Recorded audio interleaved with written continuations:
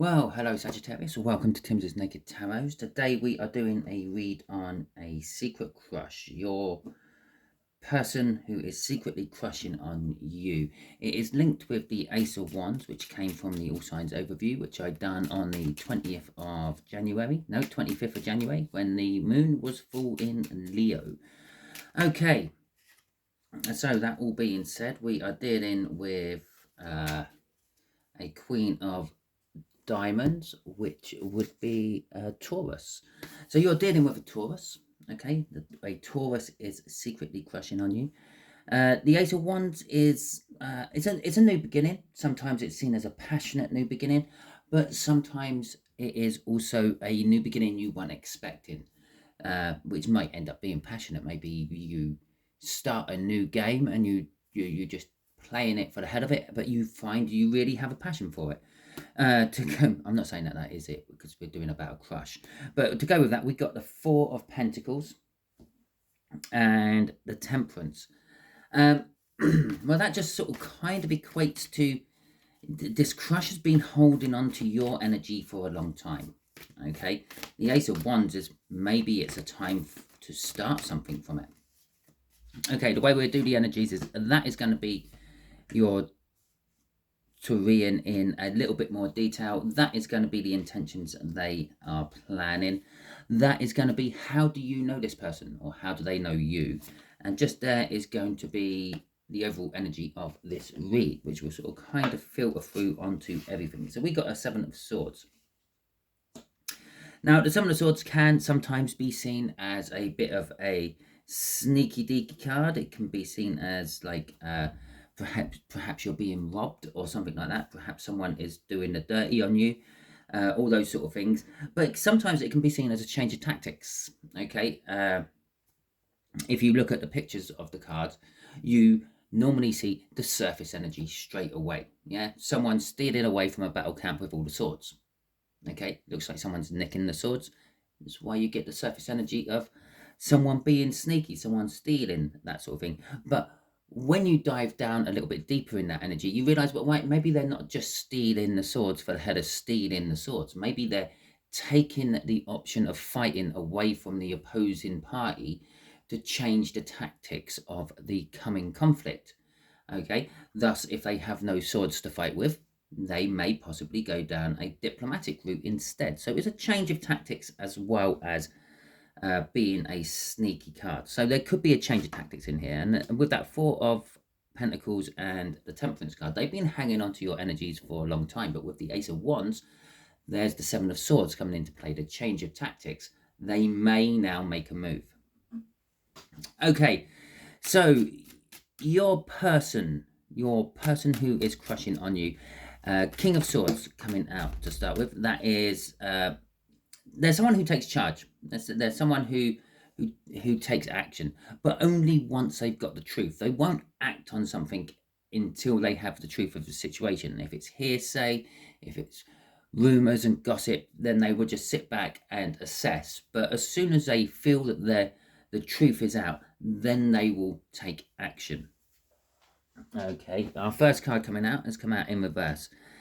It's the Queen of Wands in reverse. This person doesn't really like being a focus of attention. They like to sort of sit back and be in the shadows until obviously they're forced to act, and then they act. And it seems to go against their character when they act, but it's not. That is their character. They sit back and they act when they are sure it is the right time to act. They are a bit of a romantic with the Page of Cups. The Ten of Cups coming out, it's telling us that they tend to seem emotionally fulfilled. Yeah, you may look at this person and think, well, they don't want me as a partner. They've already got a partner, someone. They must have a partner, someone. You know, you look at these people and you think, oh, they must be with someone somewhere. Okay. They just give off this impression that everything is good with them when it comes to emotions. And to be quite honest, maybe they are. Maybe they are quite content with the situation they're in. But it doesn't mean they won't change that situation. Again, that Seven of Swords, a change of tactics. They might be quite content sitting there single and free and just looking at you from a distance over the rim of a beer glass or a wine glass. But that doesn't mean that they won't happily have a relationship with you if they thought it was really true. So kind of they're going through this energy at the moment of not being 100% sure if it's just a crush, if it's just because they see you and they find you really attractive but that's it, a surface level energy, or if they are feeling more of something deeper. With the Two of Swords at the end, they are they make the hard call. Okay, when they got that truth from that King of Swords and they take the action, it doesn't matter if it's an easy action they're taking or a hard action they're taking. They make the call, be it easy or hard.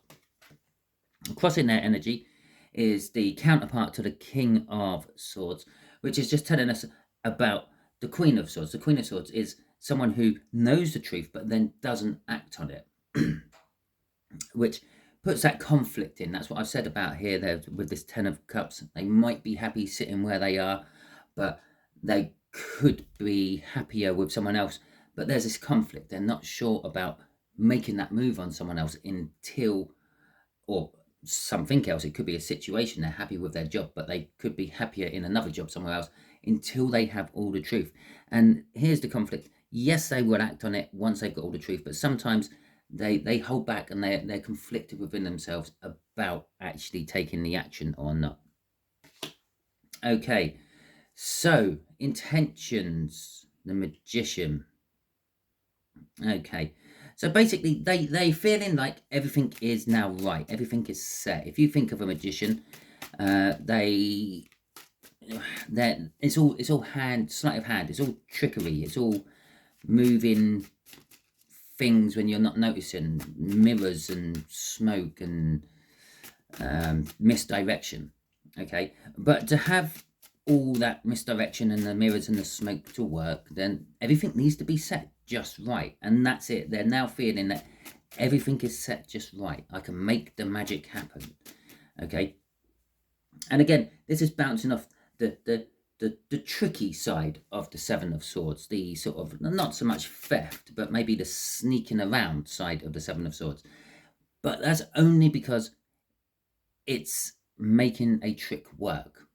Okay, so perhaps in this particular case, because they're crushing on you, they're not trying to trick you, but they're making sure that all their surroundings is just perfect. Everything about where they're going to ask the question, how they're going to ask the question, is all geared to push you in the direction of saying yes.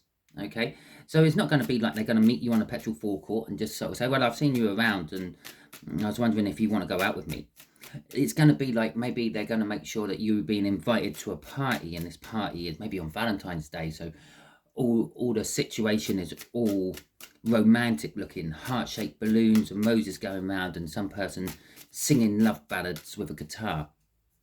And that's when they're going to make their move, because you're more likely to be in the mood. Okay, so yeah, there I was shuffling away. So what they're feeling, everything is set. We've got the Ace of Cups, we have got the Hanged Man, we've got the Wheel of Fortune, which doesn't surprise me, in the Sun. Well, if you were thinking of any question as I was rabbiting on about this shuffle, yeah, or while I was shuffling, the answer would be yes, with that Sun at the end. Okay, that's just a little bonus for you. That is an out and out yes card. And so yes, they feel that everything is set, the stage is set to make the magic work. The Ace of Cups is they want to bring you a cup of love. They want to bring you their love, and sort of this is their intent, and to tell you how much that they love you. And it's not just a flight in fancy because they've seen you and you're drop dead gorgeous and the sun seems to revolve around you. It's because they've sat back, they've looked at it, they've got the truth, they've been diving deep within themselves, and that's coming up as the Hanged Man card.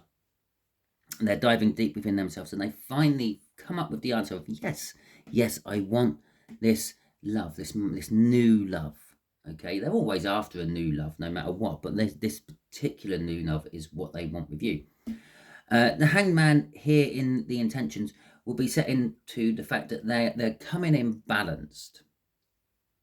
Okay, it's not really a card or an energy you feel with the hanged man a lot. There's sacrifice with the hanged man. There's looking at both sides of the story with the hanged man. There's doing things differently with the hanged man. But if he weren't tied in that tree with the branch around his ankle there, like he is, which means the universe has put him in that position, he would be balanced himself like a gymnast on a parallel bar or something like that. If it's the parallel bars that they balance on and things, and he would have his like foot or feet hooked over, and he would have his body situated in such a position that he balances himself in that place. So it's coming across as balanced. The Wheel of Fortune here is just saying he's waiting for, I say he because I'm talking about the hangman, they're waiting for that prime moment. Okay, they're waiting for the time to be just perfectly right. As we've already said, they've already somehow set the stage.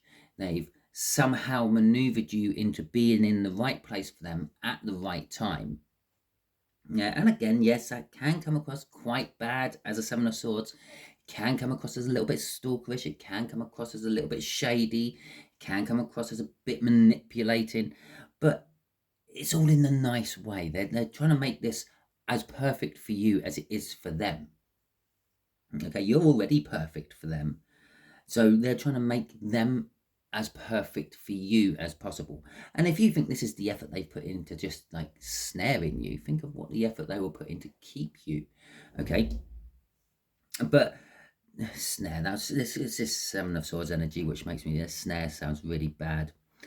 To attract you. There you go. That was better, wasn't it? Yeah. So that's what that is. They're waiting for that prime moment in that setup they've got to make that trick work. And it is a bit of a trick with the Seven of Swords down there.